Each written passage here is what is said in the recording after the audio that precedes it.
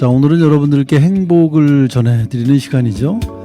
뇌 건강으로 찾는 행복한 삶. 뇌행복문화원 대표, 국가공인 브레인 트레이너 전병식 대표님과 함께 행복한 이야기 오늘도 마련해드리도록 하겠습니다.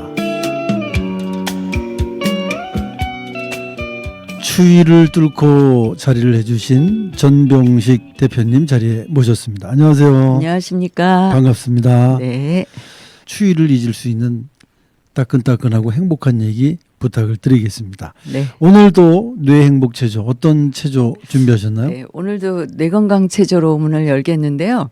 의자를 활용한 하체 네. 강화 운동입니다. 익숙한 자세이기도 하는데요. 가장 중요하면서도 평소에 소홀히 하는 자세 오늘 가지고 나왔습니다. 가끔 가다가 균형을 잃으면 시니어분들 조금 위험한 상황이 있을 듯 해서요. 네. 우선 등받이를 양손으로 가볍게 잡고 서서 뒤꿈치를 들어서 10에서 20초간 유지했다가 내리는 동작인데요. 네. 간단하면서도 하체와 종아리 근육을 단단하게 할 수 있는 운동입니다. 이렇게 해서 30회를 반복하신 이후에 한쪽 다리를 직각 정도로 수직으로 올려주신 후에 3 내지 5초, 형편이 되면 10초 하셔도 좋고요. 네네. 5초간 유지하셨다가 내리기를 왼쪽 발, 오른쪽 발 이 서로 교체해가면서 좌우 10회에서 15회 정도 하시면 좋겠는데요. 이 운동의 효과는 아실 것 같아요. 이 뒤꿈치 종아리 부분이 네, 굉장히 단단해지더라고요. 그렇죠. 그래서 이제 TV를 보면서 네. 또 얘기하면서 네. 이렇게 계속 까치발을 들었다 놨다 하니까 굉장히 뿌듯하고요. 건강에도 그렇죠. 저는 좋은 것 같은 생각이 들더라고요. 네. 저녁 먹고 나서 이제 운동을 나갈 수가 없을 때는 지금 말씀하신 대로 다리를 직각으로 들고 내렸다. 네. 쭉 네. 뻗었다 네. 내렸다. 이거를 하면은 일단은 네. 시원합니다. 대퇴부나 또 종아리 근육을 강하게 하는 이제 하지를 탄탄하게 하는 그리고 서서 직각으로 뜨는 행동들이 다리뿐 아니라 코어 근육, 허리 근육까지 강화해 주기 때문에 자세를 교정할 수 있고 혈액순환을 도와주는 운동입니다. 몸이 좀 개운한 것 같은 생각이 그렇죠. 들더라고요. 그래서 직각으로 네. 들었다 좌측으로 또는 오른쪽 다리는 우측으로 이렇게 네. 옆으로 벌렸다가 다시 원위치했다. 앞으로 쭉 뻗었다 내렸다. 그 엉덩이를 밑으로 내려가고 그런 자세를 이제 스쿼트 비슷한 네네 스쿼트보다는 좀 약간 미니 스쿼트. 네네 미니 스쿼트 정식으로 하려니까 네. 굉장히 힘들더라고요. 무릎에 무리가 많이 네네. 갑니다. 그래서 이제 그렇게 저녁 식사를 한 후에 TV를 보면서 지금 말씀하신 저런 행동을 네. 한 30-40분 정도 하면 소화도 되는 것 같고 아까 말씀하신 것 중에 오른쪽 왼쪽으로 돌리신다 그랬잖아요. 네네. 그때 골반을 이용해서 돌리시면 허리에 무리도 안 가고 아주 좋습니다. 네. 왜냐하면 그게 네. 오래 하면 힘들어서 또 못하고 그렇죠. 이제 꾀를 내게 돼요. 그래서 그냥 네. 가볍게 몸 푼다는 생각으로 그렇죠. 하다 보면 좋을 듯 싶습니다. 의자는 단순히 안전을 위한 거라 그거 없이 하시면 더 좋은 거죠. 맞아요. 저희 집에 그 실내용 자전거가 있거든요. 네. 그 자전거 실내용 자전거에 이제 빨래거리로 많이 저희는 이제 저는 그 끝에를 잡고 네. 저 까치발을 네. 들었다 놨다 들었다 네. 놨다 하면 굉장히 편리하게 쓸 수가 있더라고요. 그래서 저는 집에 있는 도구를 활용을 하고 있습니다. 지혜롭게 운동하십니다. 자, 오늘 이 시간 또 함께 하실 주제는 어떤 주제입니까? 오늘은 치유의 걷기라고 주제를 갖고 왔는데요. 조금 얘기 나누시다 보면 아무 곳이나 걸을 때보다 장소에 따른 치유 효과가 또 있구나라는 거에 관심을 두시게 될 겁니다. 지금 숲속길을 걷는 이제 예시 그림이 나왔는데 오늘 치유의 걷기라는 테마를 갖고 오게 된 책의 제목입니다. 이분은 영국의 작가예요. 그리고 저널리스트인데 치유의 걷기라는 거는 이제 몸과 마음을 살리는 것은 걷기에 있다라는 이 주장을 하기 위한 건데 제가 읽어 갈수록 당연하고 옳은 얘기구나. 그리고 이 습관을 들이는 게 그렇게 어렵지만은 않겠구나라는 네, 네, 생각을 했습니다. 그래서 4가지 테마를 소개합니다. 걷기가 왜 치유가 되는지, 그 다음에 걷기는 뇌의 언어라고 했는데요. 이 뇌의 언어라는 것이 무엇인지 이제 네네. 얘기를 해드릴 거고요. 어디를 걷느냐, 그러니까 공간, 장소에 따른 뇌의 효과에 대해서 얘기를 할 겁니다. 그리고 마지막에 치유의 걷기 실천법. 어렵지만은 않다라는 네, 거. 네네. 네. 그런데 이제 어느 정도 루틴 같은 건 필요하다 이런 말씀인 것 같습니다. 알고 걸으면 그러면 하기 싫은 마음도 접게 네, 되고. 네. 예. 단순히 걷기가 치유가 되고 회복력까지 높인다는 것이 네. 뇌과학적인 근거가 있는 거죠. 있죠. 네. 이 얘기 하기 전에 어떤 건물이나 사무실 들어갔을 때 층고가 높은 건물이 있고 낮은 데가 있어요. 그런데 층고가 높은 곳에서 일하는 분들이 창의성이 더 발휘된다는 게 있었고 네, 네. 병원에 아파서 입원했을 때도 병실 창밖으로 자연 경관이 보이느냐 또 보이지 않느냐에 따라 회복 속도가 달라진다는 연구도 있어요. 근데 오늘은 이제 걷기인데 그 중에서도 여러 공간을 걷는데 왜 치유가 되는가? 걷기만 해도 스트레스 호르몬, 코르티솔 분비가 저하되죠. 마음부터 안정을 갖기 때문에 기본적으로 좋은 건데 왜 환경을 바꾸느냐, 네. 왜 이제 뇌를 움직인다라는 말을 쓰느냐. 이 뇌를 움직인다라는 얘기는 우리가 걸으면서 좌로 갈 것인지 우로 갈 것인지 방향도 살피고 네. 주변 환경도 보게 되고 내 걸음의 균형을 잡으면서 오른발 왼발 걷게 되는데요. 그러면서 보이는 것에 대한 뭐 간판이든 거리든 느낀 감정 또 판단력 계속 갈 것인가 멈출 것인가 네, 네, 네. 여러 가지 뇌가 종합적으로 움직이기 때문에 지금 뇌를 움직인다라는 말로 요약을 해왔어요. 근데 여기서 왜 치유가 되는가? 바로 신경가소성. 네, 네. 우리가 뇌가소성 얘기는 말씀드리면서 많이 했어요. 그래서 뇌가소성이란 말도 하고 이제 신경가소성이란 말도 하는데 뇌가 경험에 따라 이제 회로를 다시 바꾸는 거죠. 걷기 싫었던 사람도 걷게 만들고 또 새로운 경험을 할수록 그 회로가 탄탄해지고 네, 네. 결국은 걷는 동안 그 반복되는 움직임이나 자극이 뇌 안에 새로운 연결을 만들어서 똑똑한 뇌, 건강한 뇌, 인지력이 좋아지는 뇌를 만든다라는 그 얘기입니다. 네, 그래서 네. 치유가 된다라는 얘기를 하는데요. 사실 기본적으로 우리가 여태까지 해온 말 중에 그 호르몬 분비를 많이 하게 되죠. 예. 운동만으로도 도파민, 세로토닌, 또 BDNF라는 뇌 단백질 이러한 생화학 호르몬들이 우리의 걷기 효과를 높여주는 것들이다. 그 얘기가 지금 첫 장면에 나오는 네, 겁니다. 네, 알겠습니다. 그러니까 그냥 걷기보다는 네. 그 지금 말씀을 이제 종합해 보면 막 음악을 크게 틀고 다니시는 분 계시거든요.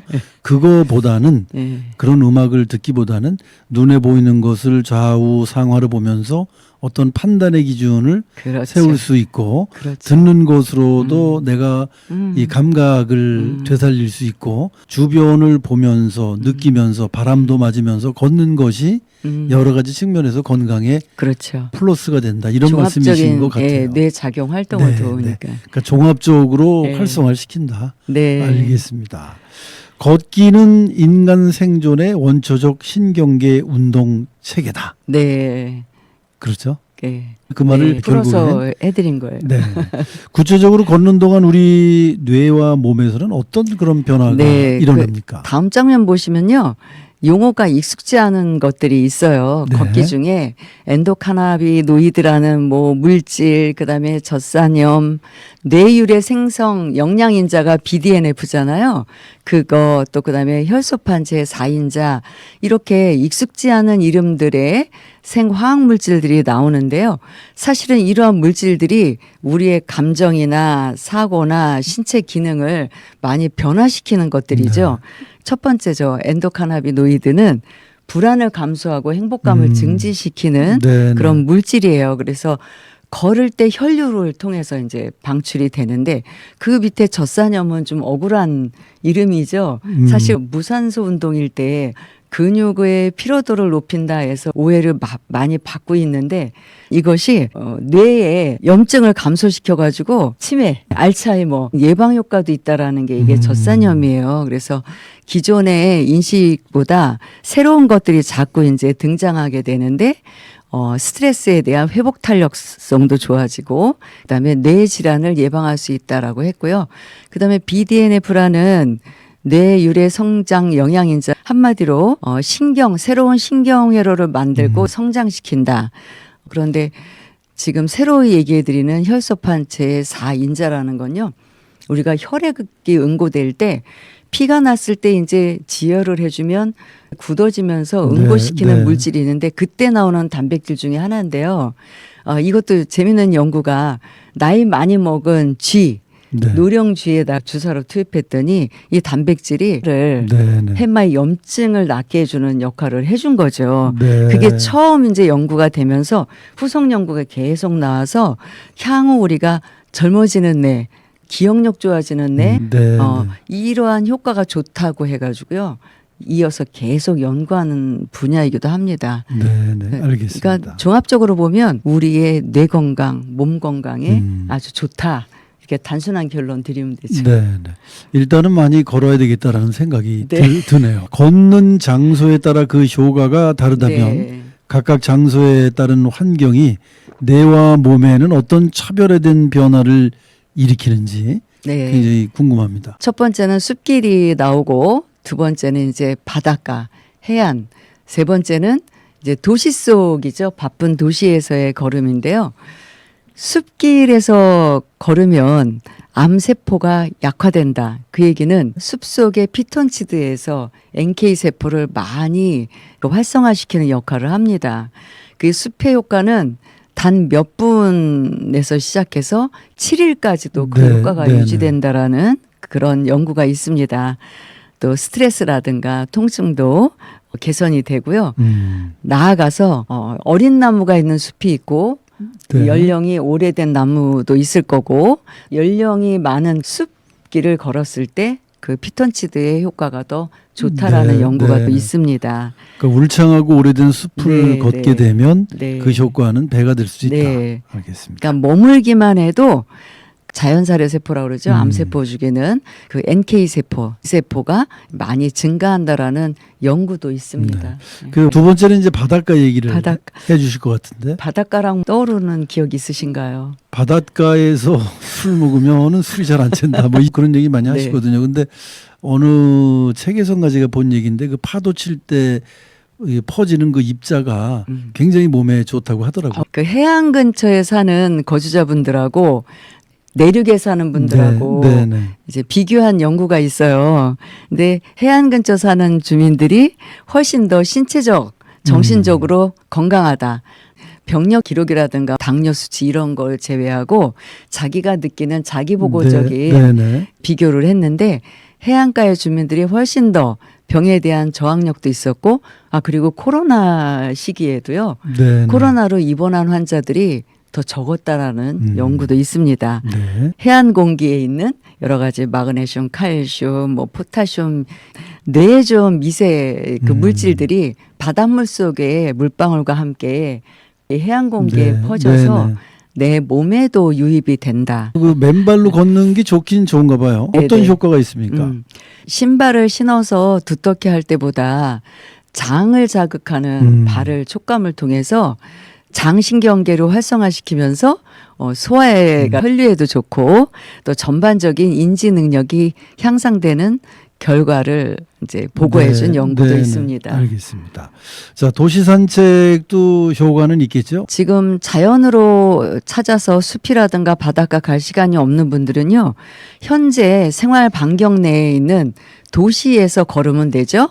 네. 그 우리 뇌에는 불규칙한 거, 안정되지 않은 걸 싫어하는 본성이 있어요. 익숙한 것이 예측이 가능하면 정서적으로 안정이 되면서 익숙한 거리를 걸으면서 오히려 활력이 더 넘치는 분들이 있다고 해요.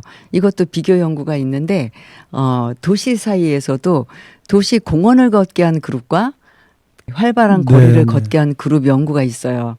거기에서 자연이라든가 그래도 나무가 있는 공원 걸으는 것이 더 낫지 않을까 이렇게 저는 생각을 했었어요. 네, 저도 그렇게 생각했습니다. 근데 결과는 익숙한 곳의 활력 그리고 스트레스 해소 수치도 물론 걷는 것 자체가 둘 다 좋았지만 두 그룹을 비교했을 때 이렇게 도심 속에서 활력 있게 걸었던 그룹들이 네네. 더 에너지가 있었고 코르티솔 수치가 더 낮았다. 이런 결과가 네. 있었습니다. 사람이 예측이 가능한 일을 하게 되면 일단은 좀 마음이 편하거든요. 네, 마음 그러니까 이제 편안해지죠. 그런 데서 오는 편안함이 네. 운동 효과를 좀 배가시키지 않았을까 네, 네. 추측을 해봅니다. 그러니까 언제 어디서 걷든 걷느냐 안 걷느냐가 중요하긴 하는데요. 그럼요. 장소에 따른 약간의 차별성은 있다고 보죠. 그러나 역시 걷는 건 다 좋다. 네. 그런 말씀이신 것 같습니다. 자, 이제 마무리로요. 바쁜 현대인들은 걷는 시간을 내기가 어렵다고 얘기를 합니다. 네. 특별한 준비나 목적 없이 바로 시작할 수 네. 있는 방법이 네. 있겠죠. 도심지에 걸을 때 이제 익숙함 속에서도 활기를 찾을 수가 있다라는 거. 여러 가지 모양의 그 공간이에요. 네, 네, 네. 카페도 있고 사무실도 있고 트랙도 있고 그 자리에서 걸을 수만 있으면 바로 시작하라는 건데요. 네. 걷고는 싶으나 걸을 공간이 없다 그런 분들은 그냥 시간이 없다면 너무나 오래 자리에 앉아 계시지 말고 일어나라. 5분 간격으로 일어나라. 또는 5분이 어렵다면 30분 간격으로 일어나서 내부를 걸으셔도 좋고 네. 복도를 걸으셔도 좋고요. 또 화장실들 들리셔도 좋고요. 장소가 없다면 근처 길, 숲이 없다면 도시의 가로수길을 네. 음미하면서 걸으셔도 좋고요. 바다가 없다면 햇볕이 드는 길, 사무실 돌담 밑이라든가 건물의 조용한 외벽이라든가 햇볕이 드는 장소를 잠시라도 걸어주시면 앞에 설명한 효과들이 나올 수가 있다라는 건데요. 참고로 우리 현대인들은 너무 바쁘죠. 그리고 눈은 항상 필요해 있죠. 그 필요한 눈을 회복하기 위해서 언덕 오르는 걷기를 또 네, 추천해 네, 드렸습니다. 네. 이 언덕을 오르는 이유는 높은 곳에 가면 넓은 위에서 아래로 관망해서 멀리 있는 경치도 볼 수 있고요. 네. 이렇게 멀리 시선을 두고 초점과 뇌 시신경과 관련해서 눈의 피로감도 줄인다. 언덕 오르기도 한번 추천해 드렸습니다. 눈에는 휴식을, 몸에는 건강을, 마음에는 네. 안정을 준다.